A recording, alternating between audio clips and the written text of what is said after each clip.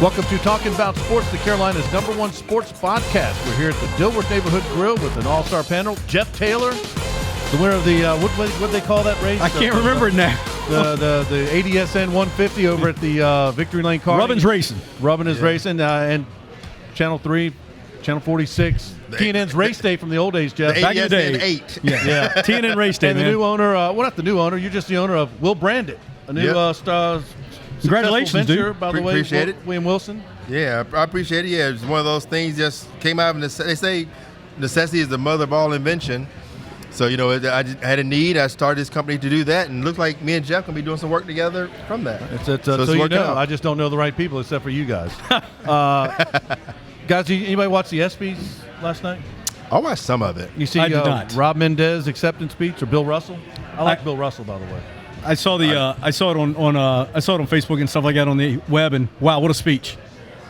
All right. Anybody watch the All-Star Home Run Derby? That would be a no. I didn't watch it, but I saw the highlights. I'm impressed. 49 and 50. Yeah. 49. It was like you got like 20. He hit Vladimir Guerrero Jr. It's 7 miles. If you put them all together, it was 7 miles between the two of them. No, I think it was just the one. The one. Holy mackerel! That's 7 miles, and the gist is. But you know what's so funny about that is you watch it and you're like, "There's no way they're going to swing at that pitch. There's no way they're going to swing," and they do, and it just gone. I'm amazed. I tell you, I have a true appreciation, and people are going, "Those are just easy, those softball pitches, whatever they call it, whatever they call those pitches." I did batting practice during the Cheetah Classic, and I was wearing a suit, but I did batting practice. They were throwing those little. It's still hard to hit a baseball. It's a lot hard to hit a baseball. Do you do everything? That's what I'm just getting ready to. You drive race cars in a suit. I do a baseball. You throw the first pitch. I did all of it in a suit. I was going to ask. I got a whole campaign. I took a shower in a suit just to see if I could do one.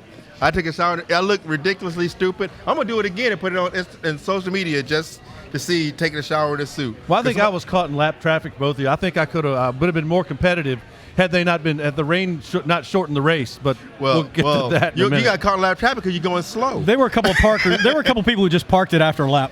And they still finished ahead of him. Yeah, Carl Long and Morgan Shepherd and Kirk Shelmerdine all finished ahead of me. There you go. Pete Alonso actually won the home run derby, and he had a good story, and I'm going to save that for the end of the show. And I think a very good game, American League winning 4-3.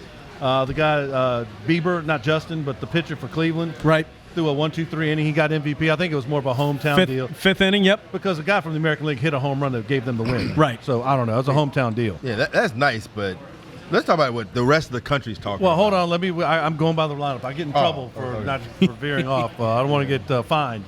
Take it out of my pay here. You want Kevin to dock you 3 ice cubes. You're going to take 3 cubes of ice out of your cup. Yeah.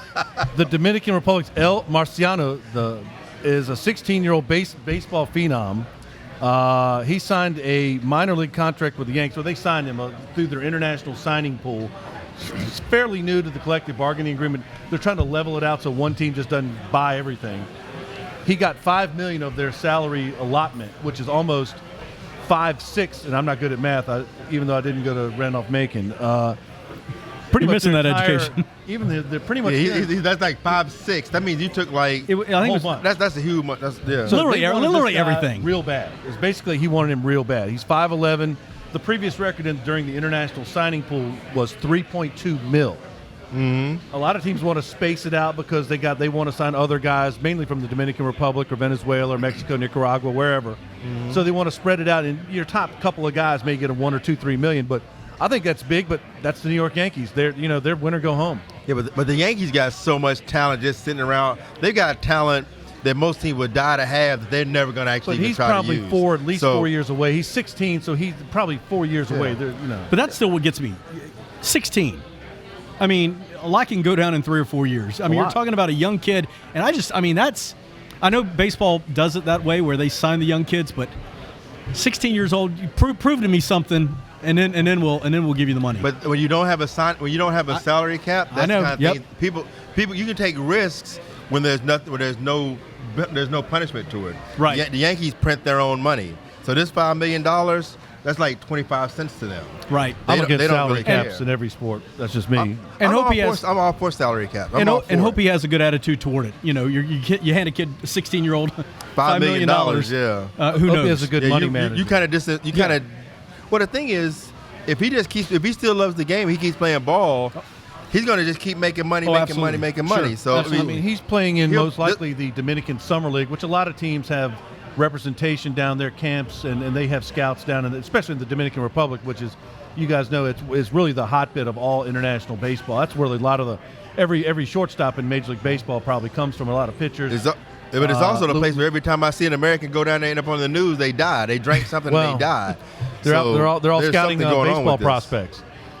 And you know the interesting part is, I didn't know too that I thought he was playing against 16-year-olds. I didn't know that was, you know, when you mentioned it earlier before the show, you know, he's playing against grown men. Well, I mean, the Dominican Summer League has people of multiple ages, but it's mainly younger guys that the major league teams are grooming. That a lot of teams have already signed, right? And they just want to develop for future talent. Yeah, I think 3, 4, 5 years, that's way too long to be part of a development program. I just think that's insane.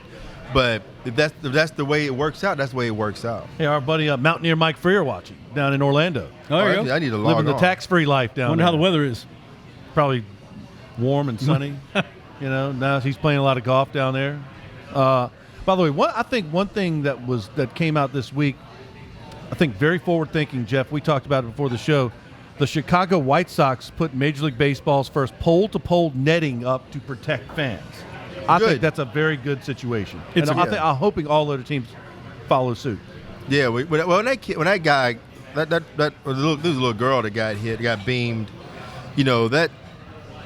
And I went to a few Knights games. I've never been to oddly enough, for all the sporting events I've been to, I've never been to a professional baseball game. None of your clients have invited you up? Yeah. The Yankees invite me every year. All I got to do is show up. They'll give me carte blanche. I'm never in New York to go, and I don't think about watching baseball. It doesn't really cross my mind. But I've been to a few Knights games, which is a great time. And I've seen people almost get beamed. I'm like, man, why does this net stop at this point? You know, next time they invite you, can you just send me as an emissary for you, for Will Brandit or something like that? Give me a nice suit to wear so I'll represent well. I'm not, man, you guys for a lot of, give you a suit, give you the carte blanche, give you this. What do I get in return? I'm a businessman. What do I get in return? I already got your lifelong friendship, so what do I have on top of that? A Laurel and Hardy handshake. You know, the interesting part about it, though, is, you know, like NASCAR made the move, you know, with the catch fence going higher when they had stuff go down. I'm waiting, though, for somebody to gripe about it. It's impeding my view. Or somebody's I don't foul ball. Huh? Or I didn't get that foul ball. I didn't get a chance to catch a foul ball. You're gonna hear that, and that's when it's just like, really? We got kids who got hurt. Commissioner Manfred. But you're always going to have that. Major League Baseball Commissioner Rob Manfred said he's not going to force teams to add netting. I think the White Sox, they just are not going to take chances. I think that's very forward-thinking on their part. A lot of teams have voluntarily extended it. Right. But I think by doing this foul pole to foul pole, I think you're not taking any chances. I think it should be mandatory. I think it should make it mandatory. Take it out of the hands, because some teams are just cheap. If you save one person's a serious head injury or brain injury, it's paid for itself. Yeah, because the thing is, if there wasn't a precedent set beforehand, that's one thing. But you've seen people get beamed. It's been like people twice already in the last doing 6 months. Yeah, now you're seeing people are increasing the net. These teams you could give $5 million to a 16-year-old 4 years, right, hope he could play. You could spend a few $100,000 to keep your patrons safe. Right. That's just common sense to me. And really, you wouldn't have to. I mean, it depends on how high you make it, because the foul balls, they could go high enough you could still catch foul balls. Yeah. Just make it to a certain point where those line drives aren't going to come at you. Exactly. That's where people are going to get hurt. A ball drops coming down, and it can still hurt. Oh, well, yeah. But it's not going to hurt like one going 150 miles an hour. Coming right off the bat. And crushes your skull. Well, they call it exit velocity, and that's over 100 miles an hour. So congratulations to the Chicago White Sox, parent company of our own Charlotte Knights, and so congratulations to the White Sox putting up the netting. All right, well, we're going to take a break, and we're going to come back. NBA free agency is underway. The Charlotte Hornets got someone, but they don't have Kemba. We'll explain when we come back with more Talking About Sports right after this. At Heslop Wealth Advisors, our goal is to help small businesses develop quality retirement plans for their employees through our Lunch and Learn seminars. We provide lunch and learning tools to help your company succeed and unmatched customer service. Welcome to Talking About Sports, the Carolinas' #1 podcast for sports. Somebody said trade Kemba Walker, but no Leezy. And No Limit Larry. I like No Limit Larry. I think No Limit Larry ought to get some playing time. Wow. As Kemba goes, so go the Hornets. And that's how it was last night. I've never wished Kevin would have won a bet more than I do right now. Now, come on down to the Dilworth Neighborhood Grill, Talking About Sports. Best food around. All right, welcome back to Talking About Sports, the Carolinas' #1 sports podcast, and the Charlotte Hornets. By the way, they lost to the Chinese national team in Summer League play, so About 25. 25, is that all? And they were favored by 25, the Hornets. Are you saying they got Shanghai? About a 50-point swing. Wow. It was 50 points. That was good. I'll give you that. I'll give you that. Ladies and gentlemen, stop your presses. It only took us 3 years, but Kevin Casey popped a good one-liner. Boom, on time. They happen all the time, Will. You just don't give me credit for it. I would if they were I'm funny. on the lead lap, despite what you're saying. When they're funny, I give you credit. That's why you got the first one. I still can't believe that. No offense to the Chinese national team, I'm sure they got. Although Yao Ming doesn't play for them, or Stephen Marbury, or whoever's on their team. But they lost. Even though it's summer league, you still had some guys, some legit NBA guys who played in the NBA last year. But none of the regular. I mean, Malik Monk didn't play. Bridges didn't play.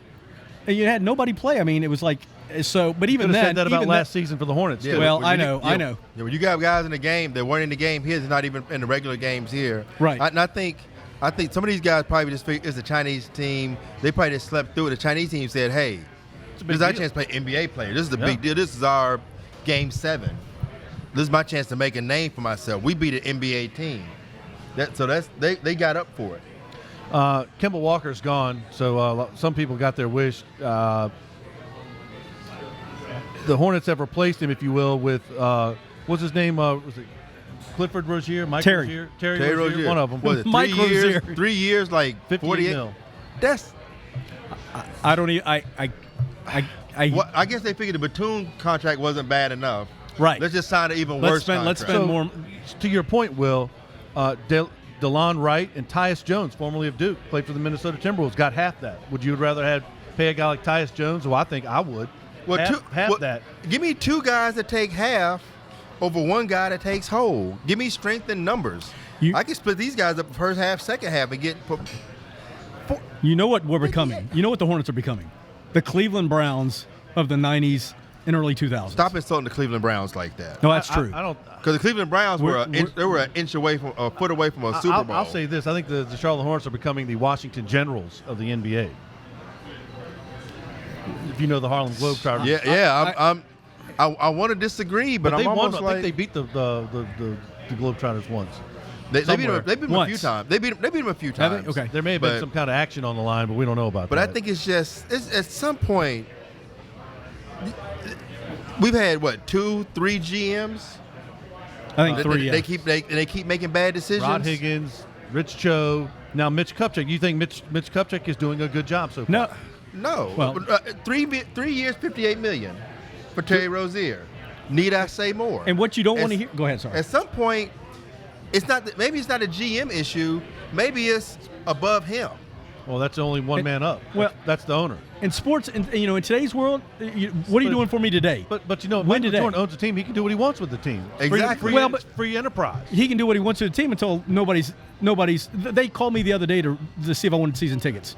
How much did you get? How many games did you get? It took me 2 seconds to say no. Oh. They called me. I said, "How much you gonna pay me for them?" Because at this point, you're gonna be so bad you have to pay people to sit in the stands for you. They might not get to double-digit wins. I say they're lottery. But the lottery's not worth anything. Scoffed at me the last time we were here. He said, is Kupchak building something? Is he building something for the future, Kevin? Or is he building it?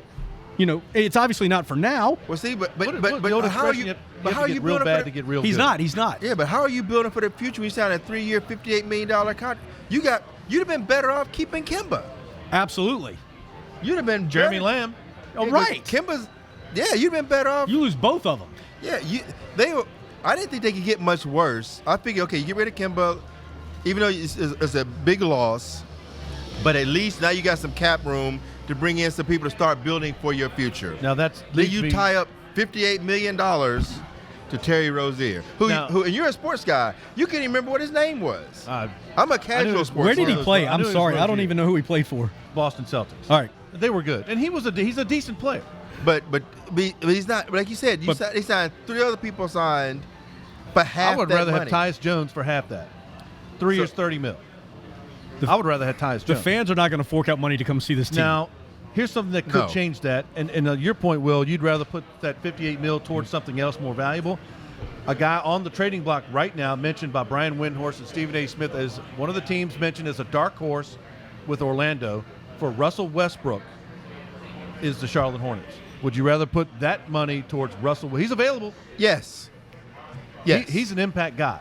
He's an impact guy, and he impacts your bottom line. Russell Westbrook makes people want to come watch the Charlotte I would agree. Hornets. Yep, I would agree with that. It's good for advertising. It's good for season tickets. You sign Russell Westbrook, your season tickets increase 20% within the hour. And the Kemba loss doesn't hurt as much. And the Kemba loss doesn't hurt. Matter of fact, you've gained because Kemba, as good a player as he was, no one outside the Charlotte area cared. Unless New Yorkers cared because he's from New York. Right. Agreed. UConn, that market cared because he went to UConn, and Charlotte cared. Arkansas doesn't care about Kemba Walker. OK City, LA, they don't care. Right. Russell Westbrook is a game changer. Yes. He's a marketing changer. He's a brand changer. MVP. And he's the MVP. And he can allow. Now he may say, you know what? I'm coming to Charlotte. They got a couple of pieces not really great. He could probably talk one of his buddies into saying, hey, take a little bit less. Didn't think about that. Here. Didn't think He about could that. make Rozier better. He can make guys like Bacon and Bridges, Monk, those guys better. Yeah. Oh, Right. absolutely. Malik Monk. Right. He makes Charlotte relevant. And He makes it a relevant place. 3 or 4 more years under contract, so you know he's not going to walk. Yeah. It's big money. Yeah. Now That's money well spent, though. If they can pull this off, it takes a lot of the bite out of the Rozier move.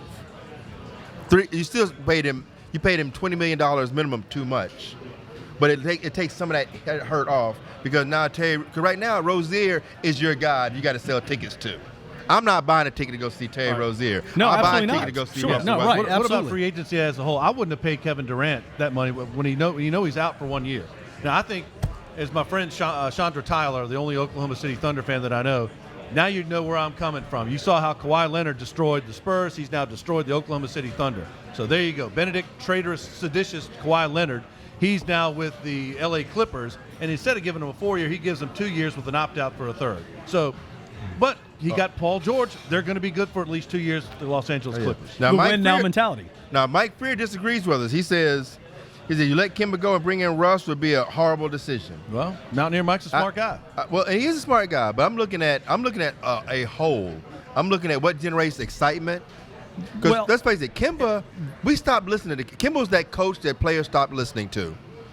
It's not that he was wrong. It's not that he was bad. But you had Kemba all these years, and the best you did was got swept every year out of the first round of playoffs. And no one talked about you other than that. When they talked about you, it was always a negative. Russell Westbrook, they talk about you all season. He's on SportsCenter every night. He's on. And Russell Westbrook Triple-double every night. And you guys heard me say for 2 years, Charlotte need that dog. They need that guy, that tough guy. They need He's that not just guy. a dog. that He's a lead dog. Yeah, they need that alpha male. Kemba was a good guy.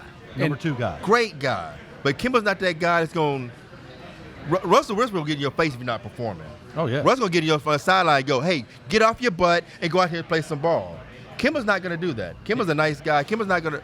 Now, Russell, you take a chance of him being rough in the locker room. You take a. He's been around. He's been around. Right. But let's see. Fear says you buying a ticket to see 2 or 3 seasons. Said you were buying a ticket 2 or 3 years ago. I would take a ticket to see Russell Westbrook play now.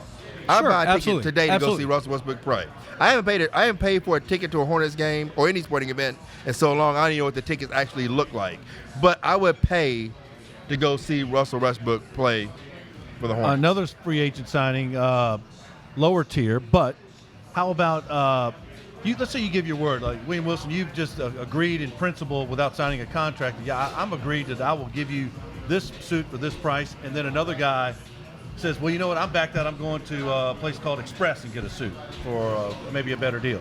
I bring that up because Markieff Morris agreed in principle during where everybody was talking with teams, agreed to sign with the Spurs for the mid-level exception, about $10 million a year. Well, the Knicks just had a guy restructure contracts, and now they have $15 million. He may go to them for $15 million after he gave his word to go with the Spurs. What do you think about that? You going to renege on your word? Is your word your bond, or in the NBA you're pen to paper? Sports is business nowadays. Sports is what can you do for me now? I mean, that's what it's all about. And you show me the money, I'm gone. Yeah. Kemba. Let's take Kemba. Cost Kemba of said he living was and going to taxes stay. in New York versus no state taxes in a better team and a better culture in San Antonio. Did we really think Kemba was going to stay here? He's like, I love this town. If we can get it even, where was the difference between us and Boston money wise? He was gone. He made a business decision. But Kemba also made a move that can make him. He can get 3 or 4 moves to the or he can win a playoffs. championship. He would have stayed, but the Hornets need to bring some pieces in with him, Sure. and then have the ability to do so. Right. So that's why no one's upset with Kemba for leaving. Well, you go out to LA a lot. Who's getting more hype? The Clippers with Kawhi and Paul George, or the Lakers for getting with LeBron, Anthony Davis, and a core of several good quality bench and rotation guys. I think the Clippers are getting more hype, but the Lakers now have more pressure. Because the Clippers fans are finally able to say, wow, we're finally on the same level as the Lakers. Lakers, yep. They've never been on the same level as the Lakers. Right. So Agreed. right now they're playing with house money. They're still the little brother. But they got everything to gain and nothing to lose. LA's got, because LeBron got no excuses now. There are no excuses. All right. Right. We're going to come back. We've got some Panther notes. The women's soccer, the U.S. national team won, in case you didn't know that. And I think the biggest story of the week is the NASCAR finish at Daytona this week. We got that and much more. We're here at the Dilworth Neighborhood Grill. This is Talking About Sports.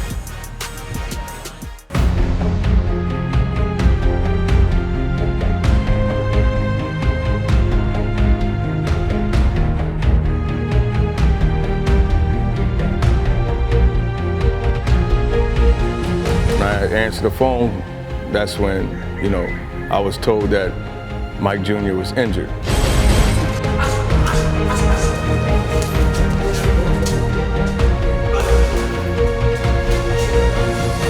So I was like, you all right? And when I first walked in, he was just like, no, I feel like I gotta throw up. So I heard him run downstairs and call Miss Natalie. I went upstairs to actually see Mike.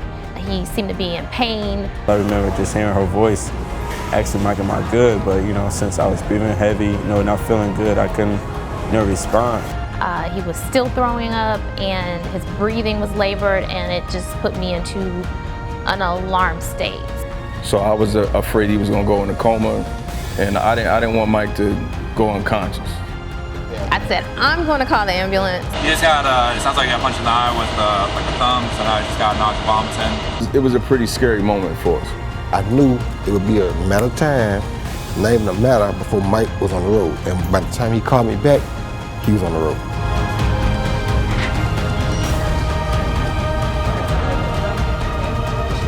Three months. And that's good. It's good. Good. Boy, you doing these eyes, Steve.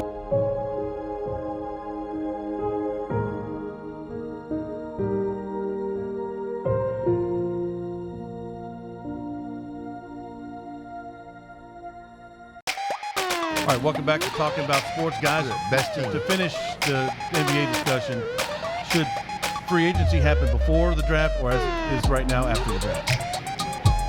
I like it after the draft, but you can make the argument for either one. I like it after the draft, but if they moved it before the draft, it throws off everybody's mock drafts, because you may have a hole somewhere that you may draft, like say the Pelicans, Right. All right, they took Williamson number 1.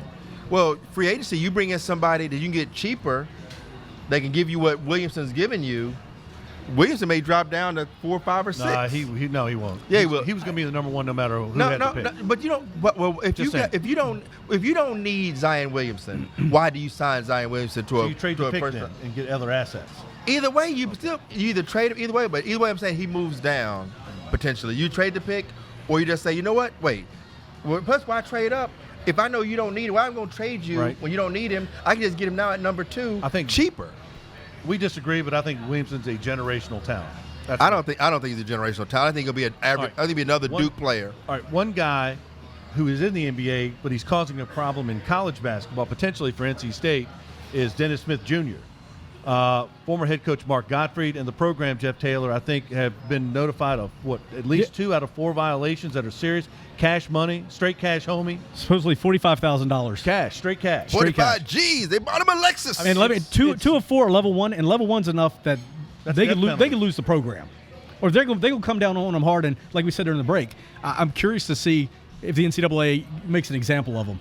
Yeah, because the thing is, and if you're going to make an example, you got an ACC school. Yep. Exactly. A storied one of the storied programs. Absolutely. They've been on probation before. Yeah, they've been on probation before.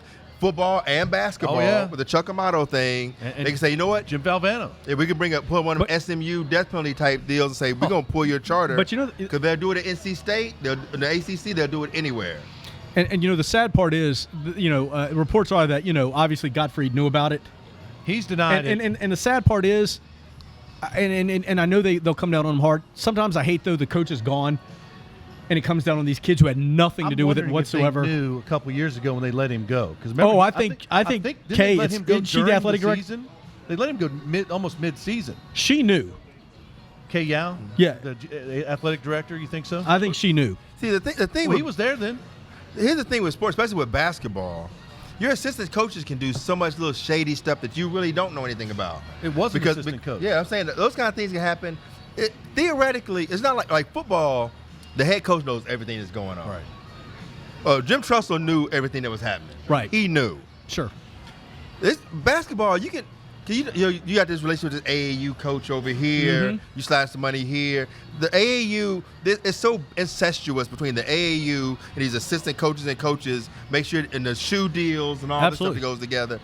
No, I can put money into you as an AAU coach if I'm Adidas or Nike or whoever. I'll give you $100,000 to be the official shoe for your AAU team. I'm gonna give you an extra $15,000 to slide to this kid that want to come to my school. Right. And that could all be going to go to this school because they're an Adidas school. You can hide so much stuff. You end up in a Rick Pitino type deal, right? Yeah, one of those type deals that end up being easy. It's so easy to happen because the NBA lets too many people have access to their players and too much access well before the NCAA ever even gets to them. Right. Now, before they get to it. Oh, we have a shout out to my friend Chandra Tyler listening, a big Oklahoma City Thunder fan who hates Billy Donovan, Billy Dumbo as she calls him. I still think Sam Presti's a good GM. They have accumulated so many assets that they got for Paul George and other deals. They're trying to move Russ to the Miami Heat. He wants to go there, but Oklahoma City already has 2 of their number ones, 21 and 23. So I don't know what else they could do. So I just want to say hi to Chandra Tyler out there. We need to get you on the panel one week. But going back to the probation, I think NC State, something tells me they're going to get the hardest sanctions other than the death penalty, Jeff Taylor. I really just think they're not going to give, not just because they're an ACC school, but I don't think they have given anybody the death penalty since SMU. Nope. Well, postseason, probably take away some postseason stuff. They probably won't let them play in the ACC may say you're out of the ACC tournament for like 2 years. Right. NCAA may say 2 years. Would they do it to Duke and Carolina is the question. No, they wouldn't do it to Duke and North Carolina because they're above. They're not those type of programs. Right. They're above the law. Right. Well, I mean, not if you ask Rashad McCants or anyone in his camp. They just haven't gotten caught yet. Duke doesn't do that though. It's one of those things, though. Virginia doesn't do that. It all comes down. National champs, man. If you produce, you get different sets of know. rules. Yep, the I world, know. Right? That's just the way we love to say everything is equal. We're equal in the eyes of God. Everyone else, there's a hierarchy. That just is what it is. Absolutely. I mean, as much as we may hate it, we got to own that and just deal with it. We got to just deal with that unfairly as it is. If Duke, Carolina, Kentucky, Kansas, they do this, one, their PR machine's gonna make sure half this stuff doesn't even get out. But if it does, they'll always be. Let's say this they'll find a escape. There'll be a sacrificial lamb for it. If this happened to Florida A&M, FAMU, they're going to bring it down on them? FAMU, they're out of NCAA for 3 years. Yeah. That's my friend Shauna ran track there, so I wanted to mention that's what they would do. FAMU, Arkansas. If our basketball program did it, we get a death penalty. Our football program, I haven't heard anything about Arkansas basketball since Nolan Richardson was there. Because we ain't been relevant since Nolan Richardson was there. Loved Coach Richardson though. I haven't heard nothing about football since Lou Holtz has been there. Yes, you did. Bielema has That's number your boy, 3. Brett Bielema. Where is he these days? I don't even care. Eating somewhere, I think. I'm sure he's probably eating right now. Hopefully he's not with Jared Lorenzen. Hopefully we'll be eating soon. By the way. He ain't dead. No, but he was just as big. He was big, but Jared Lorenzen is dead though. Man. Again, like you said, Ray, rest in peace. But he can't be with Jared. He ain't dead, man. You see, I gave you props on a good joke, and he just everybody got to go too well too far. Lord, forgive him. He just please. I need all the help I can lean get. over just in case there's lightning strike. I know, right? Yeah, I know, man. Okay, commercial KT. All right, we're gonna come back. We got some Panther notes, women's soccer team, and NASCAR. We're here at the Dilworth Neighborhood Grill. This is Talking About Sports. Welcome to Talking About Sports, the Carolina's #1 podcast for sports. Somebody said trade Kemba Walker for No Leezy. And No Limit Larry. I like No Limit Larry. I think No Limit Larry ought to get some playing time. Wow. As Kemba goes, so go the Hornets. And that's how it was last night. I've never wished Kevin would have won a bet more than I do right now. Now, come on down to the Dilworth Neighborhood Grill, Talking About Sports. Best food around. At Heslop Wealth Advisors, our goal is to help small businesses develop quality retirement plans for their employees through our Lunch and Learn seminars. We provide lunch and learning tools to help your company succeed and unmatched customer service. All right, welcome back to Talking About Sports. We're here at the Dilworth Neighborhood Grill with Jeff Taylor and William Wilson.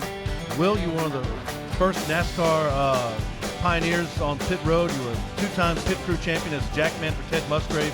Jeff Taylor, you've covered hundreds, maybe thousands of NASCAR and all series, trucks and Xfinity Series race. Now, I think one of the biggest stories this week for me, the Daytona race, the old Firecracker 400, now it's with the Coke Zero 400, moved from Saturday night to Sunday due to rain, and then it was shortened due to rain. Right. And I'm watching the race thinking, oh, it's a good race. And I'm seeing a lot of carnage, typical of Daytona, all that new aero package, bunch racing. All right, so a lot of contenders are out. Kurt Busch is up front. NASCAR, 1 to go. He goes to pit. All of a sudden, lightning strike. Let's call it. Exactly. And he passed the commit cone, and the yellow light comes right back on. And Justin, what's his name? Justin Haley. Justin Haley, an Xfinity Series regular. Right. For what, Spire Motorsports? Spire Motorsports. Brand new team, yep. Brand new team. Brand new team. Colleague racing for the Xfinity. Right. Yep, With Spire who finished 1, 2, 3 Who finished 1, 2, 3 the night before, yep. Yeah, and that was a great story, too, that Xfinity race. Yeah. That was a great race the night before. So I'm thinking. This Daytona weekend was the best Daytona weekend, period. And about our man seen Cody Connor, who rides late models. He does the old Easter Bunny 150. So with Cody Connor, if he's out there, congratulations on the short tracks. But this new rules package, I love it. I love it too. I love this rules package. I love the blocking, everything that makes the drivers mad and what makes things exciting for the fans. They're blocking on 1.5 mile tracks. Tell that to your buddy Clint Boyer, who got blocked by Austin Dillon. Yeah, I mean, he wasn't happy about that. Yeah, a lot of people aren't happy, but they don't like the wrecking. They're cool with the blocking. They don't like no one likes being wrecked, regardless of how you do it. And things that make races exciting are because there's always a chance of a wreck or there's people passing. We were seeing people passing. We were seeing people getting runs. It was a great it race. was too early for Austin Dillon to block Clint Boyer at that point. But you know, a lot of the old guys asked Ryan Newman, asked the Allison brothers and Cale Yarborough. You're not going to get in front of me at any time of the race. Hey, every time they race, there's always that one guy that says it was too early to go do this. And the gist was, listen, Clint Boyer was 50 to go at Daytona. That's when most crew chiefs are going to tell you go. Yep, after your last stop. In your lap, 50, 5-0. I've seen him say, no. Yeah. I mean, the last 15 laps, if you're not up there in those last 15 laps, you're done. Oh, yeah. So those guys who are hanging out in the back of the pack, when it's 50 to go, he's saying you got to go. And you know, listen, Justin Haley, say what you want about everybody else and the drop the red flag and stuff like that. Crew chief said, hey, we're going to take a chance. Yeah. He said that he was no way he was going to come in. He said, I don't care if we ran out of gas, we'd have pushed it. But they had nothing to lose. Not a thing. He literally was playing with house money the minute he started the car. Will, I know you're good friends with Kurt Busch. Mm-hmm. I still think that there's bad blood between, this is just a personal opinion, not the views don't reflect ADSN, but my personal views are that there's heat between Kurt Busch and NASCAR officials, and I think that they knew Kurt, once he went in, they were going to call it just to spite Kurt Busch. That's my opinion. Yeah, but sorry, go ahead. I don't know if I don't know that much, but I do think there's some bad blood with someone in NASCAR, and I think they did this because Austin Dillon, they were interviewing Austin Dillon 2 minutes beforehand, and he said he saw lightning. And then 2 minutes later, as soon as Kurt passed the commit cone, they bring the caution back out. Like literally, they didn't just see lightning then because Austin Dillon said it on air 3 minutes. 3 minutes earlier. So they knew the lightning was out there, so they knew what they were doing. That's what I'm saying. Well, yeah, but here's I can see both ways, but here's the deal too. The fans who are there and who've been there all weekend long, do you really think they're happy walking away with Justin Haley winning? No. NASCAR would have been smart to go, they had lights. Run it at 11:30 at night and run those last 30 laps with cars that could win, but fans are never happy, regardless who wins. Fans are never happy with a race that ends under caution.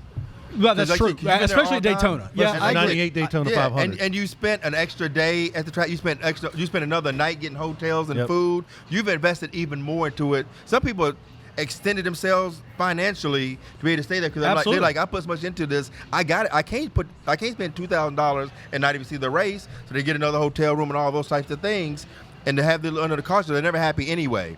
Now, had they went back green, white checker, Justin Haley wins it. Cool. Have at it. Because people love the underdog. Win it under green flag. Yeah, because they got lights to let it do what it's going to do. But I understand NASCAR calling it. That's why a lot of people were pushing. From the very beginning, they said, look, is weather coming? Yep. We don't know when they're going to call it. If we get through stage 2, they could call this at any given time. Yes, right. Once you get past the halfway point, game on. And NASCAR has shown that if the right guy gets the Darlington stripe, they call it caution. Oh, yeah. If a wrong guy gets the Darlington stripe, we stay green. Right. Yeah. NASCAR has shown to be consistently inconsistent depending on who's doing what. Dale Jr.'s lap down. We're going to call a caution to get at Martinsville. Remember that? Yep. He spun himself out and got his lap back, and I think they had to implement a rule about that. And a cool part about this now, they're moving the race to August, and it's now the last race before the playoffs start, Daytona. It is. And you think it's going to be crazy. I mean, it's been crazy there. You think that next August, that's going to be insane. Yeah, because I've been on pit road because you didn't think when Jeff said 50 laps. I've been on pit road. I've been on the box, and I've heard it. Chief say, "Hey, we've done last stop. You got what you got. Go up front because you know a wreck's coming. The closer you are, the better chance the wreck's behind you." And 30 to go or 33 to go when the wreck happened with Austin Dillon and Clint, he gonna block. I mean, 30 to go, we're blocking. You're going to have to wreck me to get by me. I had just told a friend of mine, my buddy Clavon Lowe, I had just told him, I said, this wreck, normally the wreck has behind us. I said, this wreck will probably happen. It was the leaders. From the leaders. Uh-huh. I said, the guy in first place may be the one causing this wreck. We hung up, and 30 seconds later. I give props to Clint because they were asking him, I don't know who was doing the guy, they got him in the back after the healthcare center. Clint Boyer's like, well, what do you think? He blocked you? He said, well, he didn't bite. He didn't take the bait, right? Because I think he was going to go look for him, and he wanted to give him a few words they couldn't have said on TV. No. If Clint wanted to go look for him, Clint was going to go look for him. Clint don't let stuff like that hold him back. But he bit his tongue. Was Clint the one who chased down Jeff Gordon in Phoenix? No, you're talking about. Was it Jamie? Who was you're talking about Matt Kenseth. Oh, that's Matt Kenseth and Brad Keselowski. That was Brad Keselowski. You're right. Okay, I got you. Matt Kenseth jumped Brad Keselowski between the trailers. You know how bad you got to be to make Kenseth chase you down? But it was Jeff Gordon. Yeah, because Gordon pushed him when he had his helmet on. Playoff. Right. Kept him out of the. And the crews got into it. Yeah. Back in the garage. Because that's how you do. If your driver swing, you swing. Yep. You figure out why you swinging later. Remember that Kyle Busch walked by himself down to, who was it, Logano's pits? Yeah. And then the crew jumped him, roughed him up, gave him like. I tell you, our driver, I wish you woulda. I wish you would. Have gone jump you coming down? Going up? Here's my question. Jason left turn, Greg Biffle, anybody that I'd work with, if you go at my driver, we going to have a problem. And he's going in a suit, too. I'm going in a suit. We going to have a problem. Now it's custom made. Yeah, exactly. You don't touch our driver. Yep. Now, we may not know why we fighting. We may find out later. Why was we fighting them? Well, he spun us out of turn 3. Oh, okay, cool. Now I know. This is when we get this fine. We know why. Right. It's like Days of Thunder. Remember that? What was it? The Park Chevrolet team. Oh yeah. Who was the Randy Quaid's teams? Yeah. Both of them fought each other. Well, and with Cole Trickle and Rowdy Gaines, Rowdy Bush, whatever. Before we get out of this, though, one thing for Justin Haley, congrats to him because last year in the Xfinity Series, he won. But he went below the double line, I was about to and say, NASCAR took it away from him. He did go below. He did go. You can't go below the line so and they, improve so your they took the win position. away last year. Then Friday he finished second, right? And then Sunday he wins. So and hey, he has a Cup Series win, and congrats to Spire Racing. Yeah. You have it. You're a Cup. No matter how good or bad you do for the rest of your life, you won at Daytona. Justin Haley, you won at Daytona, and you won a Cup race. Congrats. You won a points race. Before we go to a break, I want to give a shout out to one of our listeners who watches ADSN every week. My friend Chuck Smith down at Rhino Demolition down in Myrtle Beach, Calabash, North Carolina. CEO of Rhino Demolition. I am sporting my Rhino gear. I do need some new ones. Maybe you can ask President Jake Smith if I can get some new gear. Now that you hired J-Style to come on board, man, I hope there's plenty of gear. He does wear my size. Wait, hey, somebody turn that alarm clock off. I know some people just fell asleep. Right. Shout out to Big D, Cerebral Assassin, and the Babyface Assassin, League Snappy. So, I have no idea, but that's okay. Did you know that the women's soccer team won? I heard that. Okay, good. I heard. We'll talk about that. We're coming back with more Talking About Sports right. Welcome to Talking About Sports, the Carolina's #1 podcast for sports. Somebody said trade Kemba Walker, but no Leezy. And No Limit Larry. I like No Limit Larry. I think No Limit Larry ought to get some playing time. Wow. As Kemba goes, so go the Hornets. And that's how it was last night. I've never wished Kevin would have won a bet more than I do right now. Now, come on down to the Dilworth Neighborhood Grill, Talking About Sports. Best food around. Welcome back to Talking About Sports. We're here at the Dilworth Neighborhood Grill. William Wilson, Jeff Taylor. Panther superfan Greg Catman Good passed away this week. I know you knew Catman. Yeah, I knew Catman. Didn't know him really well. We'd had 2 or 3 conversations and stuff. He's the one that let me know there's like a fan mascot Hall of Fame. I didn't know he was a Hall of Famer. Really? Should have been. Yeah, he had a business card. Now I wish I'd kept it, but had his name, Catman, all this stuff, said Hall of Fame, the fan Hall of Fame. I didn't know they had one of those, but I think he's been in some of our ADSN Panther promos over the years. Yeah. I mean, when I think of Charlotte fans, 2 people come to mind. Red Fox? Catman and Red Fox. There you go. Red Fox should never anytime Red Fox has to buy a ticket, and I bought plenty of tickets for Red Fox to go to games. Red Fox should never have to pay for a ticket to any sporting event in Charlotte. No. The Hornets should have a seat for him, just like they have the commissioner's seat. Matter of fact, the Red Fox made to sit in the commissioner's seat anytime the commissioner's not in town. For football, baseball, whatever team it is, Red Fox should never have to. He reps Charlotte. He's on a fixed income. He's 70-some years old. But he never has a bad thing to say about the Hornets. Knowledgeable. Yeah. When they're losing, he's pulling for them. When they're winning, he's pulling for them. He used to have season tickets. He said all the way up in the top of the stands. It could be raining, cats and dogs. If they would let you sit in the seats, Red Fox is there. And Catman was the same way. You can't buy that kind of loyalty. There's another lady, Kit Kat. She's a Panther fan. But she gets all dressed up with the little ears and all this stuff. That's what you want. That's that loyalty you want. He never missed a home game. Never. You know, Jeff, you've done a lot of radio and TV in the area, and so have I. But I remember him. He used to come on all the radio shows that I used to work for at 610 and 1110 and some of the other, now ESPN 730. I mean, Red Fox, he has a distinctive voice. He's knowledgeable and like Will said, always positive. Absolutely. Always. One of the most positive guys. I was doing a Packers show back in the day on 610. I was working there. And Red Fox came on one day, and I just remember watching this guy going, you might be the most positive person I've ever seen in my life. He is. Smiling from ear to ear. Just great guy. He is. Just a good. And the sad thing, they're all in there. Where Catman was relatively young. 62, I think. Yeah. That's young to me. But Red Fox, man, Red Fox he's up there in those years, man. Panthers need those young fans, those young, diehard, real, true, those recognizable fans. Because I'm sure they got fans, but those guys that you kind of go, that's a Panther fan. I mean, you've seen some of those guys on some of the other teams. Oh, that's so-and-so. He's there. Like the guy at Toronto, the Indian guy, right? Yeah, or Drake. Or the black guy, you'd be the Cowboys fan. You'd be the Cowboys game. Well, I don't want to bring him up. But still, or the Hog Mollies. Like, the Redskins has the Hogs, man. Yeah, the Hogs. The Redskinettes. The Titans have some guy in a pineapple outfit. I have no idea. Yeah, but you had those staples. You had those. Catman's son's watching. And actually, from what I read, or I've heard, thank you for watching, and we feel for your loss. What I heard was my prayers and condolences to your family, man. I think he was going to buy he's got the seat now, and he's going to hey, here comes the food. Right here's good. You got some food. Wings right here for William Wilson. Yeah. Try some of those wings too. Ooh. Some chips. You ate all those last time we were here, Will. I mean, those become the blue cheese. You chip, confiscated those, and you were over there doing business, and we were over here getting shortchanged. Hey, what's the girl name? So Lee. We gotta get her to come up so she can talk about the food. Lee, you gotta come tell us what we eating. Yeah, we got looks like chicken fajitas or. Shut up! You gotta let her tell us. You can't take her glory. I'm waiting for her to come over here. She's on her way. All right, here we go. Why don't you interview? Get on here and let us know. Nope. Well, why don't you do the interview? All right, Lee, right? Yes. All right, Lee, tell us what we eating over here. So we've got our house-made buffalo blue chips. You gotta talk to the mic now.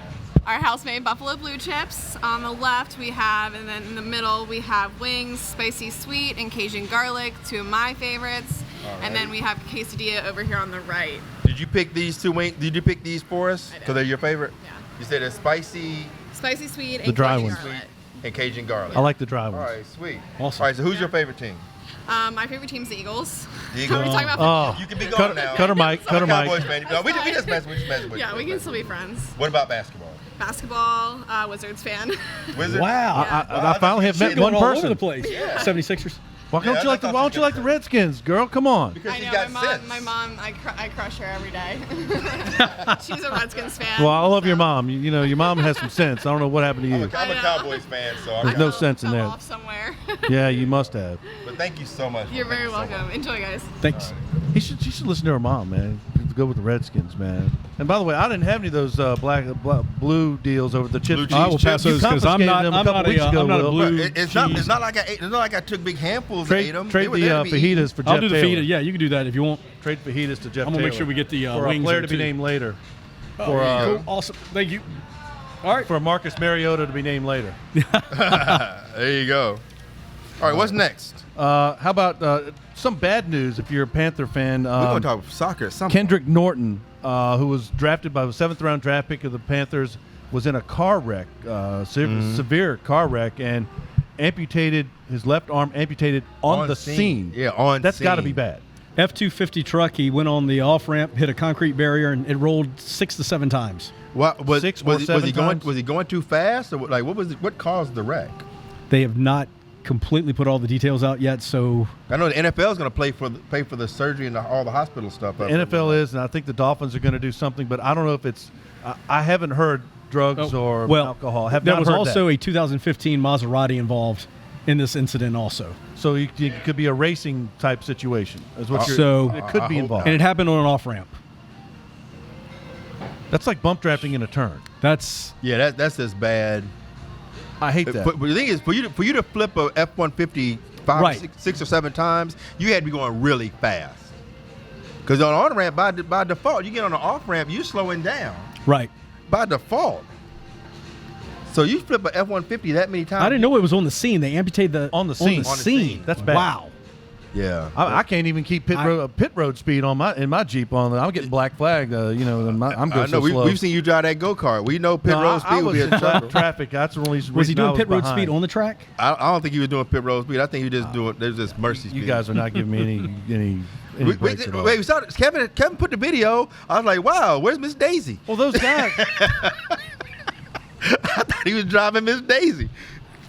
You guys were cheating. And those dudes, those guys waving the flags, they were telling me to move over and stuff, and I was like, I was trying to hold you back. If it was a real race, you guys wouldn't have gotten around me. I used to win all the time at the Ken Strader Seekonk Grand Prix. Well, maybe you should go back there because we crushed you. Michael Williams. Oh yeah, Michael Williams. What happened in his? You were down there. Kevin Tolbert was down there. He had some kind of injury in training camp, so he's 12-0, one of Roy Jones' proteges. So sorry Yeah. he didn't get to compete. Yeah, good kid. His great family. His dad, Mike Sr., is just an awesome individual. You met all those people at the Vegas Grand Boxing. Yeah. They have another card coming up next Saturday. Yeah, and I think he was supposed to fight in that. Yeah, he was. Are you going to be commentating? Well, Is that to be determined? no one's contacting me about it, so I guess not. But that's just a great family, great people. This is really great energy, and I hate it for the kid. Yeah. But apparently he took a thumb to the eye so far it pushed his eye back and That's broke not his good. orbital bone. Like that's right now I'm more concerned because I don't want to have one of those injuries like Calvin Brock where he tore his retina, he couldn't box anymore. No. And I just hope it's something he can come back from. Because I like Mike, Senior, I like all of them. I'm hoping something he can come back from. 3 months. Okay, so 3 months so he come another back. card Thank at God, the- I'm glad 'cause he's got a great future ahead. Great future. World-class gentleman, one of your suit clients. My God. I don't know if he's going to be on the card the 20th because he's having a hard time. Nobody wants to fight him because he beats everybody. But maybe That's the problem Roy Jones used to have. People, I know. He got to what people didn't want to fight him. I'm getting distracted with Josh Norman running with the Bulls. Yeah, Josh Norman. We love Josh. I've done that. You ran with the Bulls? Yeah, and Papa. I'm sorry, I know it's completely different. It was in retrospect, it was stupid. That's not the Navy thought I was bulletproof. I'm surprised that they would let Josh Norman run with. I mean, Were you come over on in now. Rhodes, But Spain? they probably didn't let him Naval do base it. over there? Yeah, actually we were. All right. But that's Pompano. But I've seen people get gourded like afterwards. I'm just like, Better than me. We're coming back and we're talking about sports right after this. At Heslop Wealth Advisors, our goal is to help small businesses develop quality retirement plans for their employees through our Lunch and Learn seminars. We provide lunch and learning tools to help your company succeed and unmatched customer service. Welcome back to Talking About Sports. We're here at the Dilworth Neighborhood Grill with Jeff Taylor and William Wilson. Will, USA women defeated the Netherlands 2-0. They won the World Cup. And Again. I think a very strong performance. They won every game. And I like their performance. But I think a big issue that has arisen from this is gender equity, equal pay. I mean, they're better than the men's U.S. national team, that's for sure, because our men didn't even make the World Cup last time or this coming time.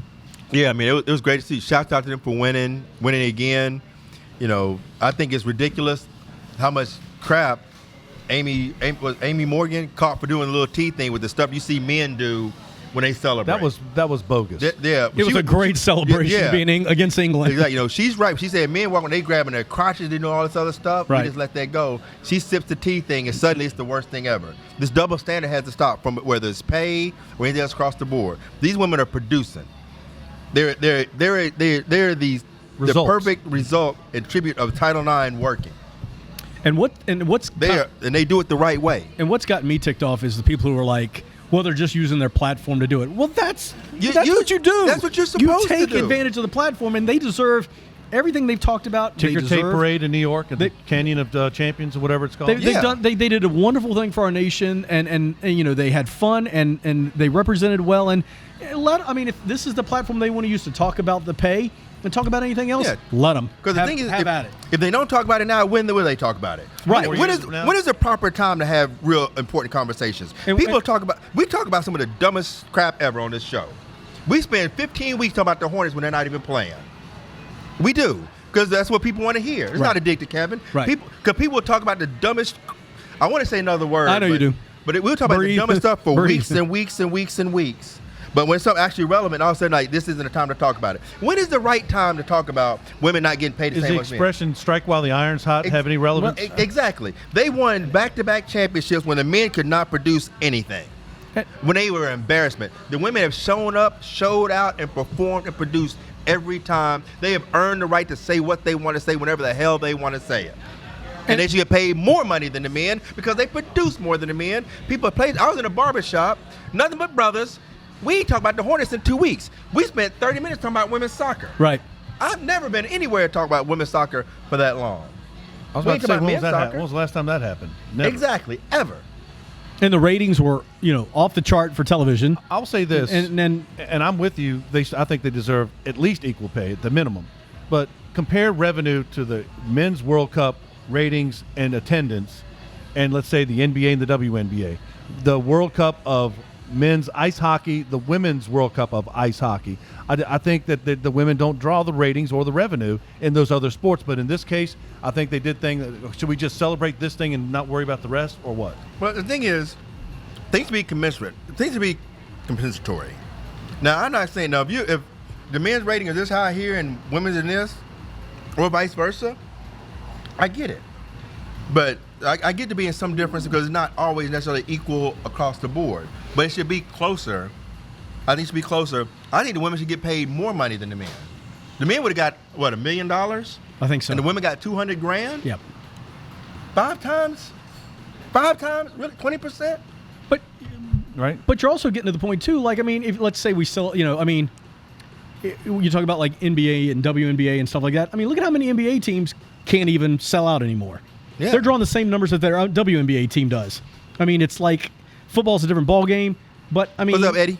You get into that realm of, Yeah, but you can make a reasonable argument. Say, you know what, the NBA brings in this many millions of dollars or billions of dollars. Sure. The WNBA brings in this much. Right. So if we divide it equally, we say, okay, you get 53% goes to the players, and whatever, the players are going to still make more money because there's just more money coming in, even if the percentage is the same. All right, now. So build on percentage. That way, say everybody gets paid equal percentage because that way the people still get more money that earns it. Well, you made a good point this week, today. Good week maybe a good month for women's sports. How about Coco Gauff? Coco Gauff, the 16-year-old. Wimbledon's 15. Sorry, you're right. 15 years old. I'm at the gym watching this week, and I'm like, she beat Venus Williams. Venus Williams Round one. won 2 or 3 of those Wimbledons, right? And it's like, this girl is good, and she beat that Slovenian girl in one of those 17-16 third set came back from breakers. 2 match points. Yeah, unbelievable. Yeah, I really expected, especially at that age, I expected her. Hey, she beat Venus. She's been on this high. She can't get back and do this again, and she did. Somebody's gonna need to sign her to some. Venus, she wasn't born when Venus won her. I know. That's right. And and listen, if I'm Nike or somebody, I'm signing her. She's done. That's already done. And shout out to Serena. She's now in the finals, and she's going for number 24, which would tie Margaret Court as the all-time Grand Slams. Nobody's ever heard of except you. I like tennis. Around Randolph Macon. That's a tennis guy. But Serena, to do what she's done, coming back from the health issue. How old is she? Young to me. 35, 36. Right? I want to say 36. Still in tip-top shape. You would never know. She's lost 1 set. And she got into the finals by going 6-2, 6-1. And she's playing mixed doubles with Andy Murray. All right, last call real quick, Jeff Taylor. I'm going to give a shout-out to all the guys getting back in high school football practice. They're back in the grind this week. And any of your kids playing my football? Youngest is playing at Providence High School and center. And he's working hard. But shout out to all those kids. Work hard. Keep your head straight. You coaching anywhere? No. From the stands. He just joined a new church. Yeah, I just. My shouts out to all the women in sports. You guys are taking at a long go at it, and you're finally starting to get your respect. Take your time, make your statement. There are very few times in life where this male-dominated misogynist society will listen to you. When you have a platform, take it. If people don't like it, screw them. It doesn't matter. Take your time. You earned it. You earned the right to speak what you want to speak your mind. You earned that stage. Use that stage however you want to like it. Anybody doesn't like it, screw them. Amen, brother. My shout out goes to the Boo for the PGA of England, because John Daly's not going to get a golf cart over there. Your good friend John Daly, but the PGA is going to let him play in a golf cart. So I'll give the props to the PGA, not to the Royal, whatever it's called, RNA, whatever. You probably played the RNA, Royal and Ancient. All right, so the heck with them. Good props for the PGA, the heck with the RNA, and props to my buddies down at Rhino Demolition. I need some new gear. For Kevin Tolbert, Jeff Taylor, William Wilson, I'm Kevin Casey. This has been Talking About Sports. So long for now. Go Hogs. Welcome to Talking About Sports, the Carolinas' #1 podcast for sports. Somebody said trade Kemba Walker, but no Leezy. And No Limit Larry. I like No Limit Larry. I think No Limit Larry ought to get some playing time. Wow. As Kemba goes, so go the Hornets. And that's how it was last night. I've never wished Kevin would have won a bet more than I do right now. Now, come on down to the Dilworth Neighborhood Grill, Talking About Sports. Best food around. At Heslop Wealth Advisors, our goal is to help small businesses develop quality retirement plans for their employees through our Lunch and Learn seminars. We provide lunch and learning tools to help your company succeed and unmatched customer service. Welcome to Talking About Sports, the Carolinas' #1 podcast for sports. Somebody said trade Kemba Walker, but no Leezy. And No Limit Larry. I like No Limit Larry. I think No Limit Larry ought to get some playing time. Wow. As Kemba goes, so go the Hornets. And that's how it was last night. I've never wished Kevin would have won a bet more than I do right now. Now, come on down to the Dilworth Neighborhood Grill, Talking About Sports. Best food around.